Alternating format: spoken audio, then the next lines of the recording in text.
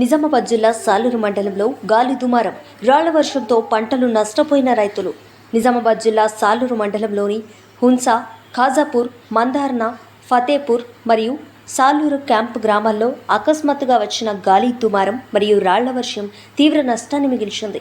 ఈ ప్రకృతి విపత్తుతో పంటలు పూర్తిగా దెబ్బతిన్నాయి. అప్పటికప్పుడు వర్షం, బలమైన గాలులతో పాటు కురిసిన రాళ్ల వర్షం వల్ల రైతులు ఎంతో కష్టపడి పెంచుకున్న పంటలు నేలమట్టమయ్యాయి. ముఖ్యంగా మొక్కజొన్న, వరి, పత్తి లాంటి పంటలు తీవ్రంగా నష్టపోయాయి. కొన్ని చోట్ల చెట్లు కూడా నేలకొరిగి వ్యవసాయ భూములు దెబ్బతిన్నాయి. ఈ ఘటనతో రైతులు తీవ్ర ఆవేదన వ్యక్తం చేస్తున్నారు. సంవత్సరాంతం ఆశలతో సాగు చేసిన పంటలు ఒక్కసారిగా నాశనం కావడంతో వారు ఆర్థికంగా తీవ్ర ఇబ్బందులు ఎదుర్కొంటున్నారు. ప్రభుత్వ అధికారులు వెంటనే స్పందించి నష్టాన్ని అంచనా వేసి తగిన పరిహారం అందించాలని రైతులు కోరుతున్నారు. స్థానిక ప్రజలు, రైతు సంఘాల నేతలు ఈ ఘటనపై ఆందోళన వ్యక్తం చేస్తూ బాధితులకు తక్షణ సహాయం అందించాలని ప్రభుత్వాన్ని కోరారు. రైతుల కన్నీరు, ప్రకృతి విపత్తు దెబ్బ. సాలూరు మండలంలో విషాద వాతావరణం నెలకొంది.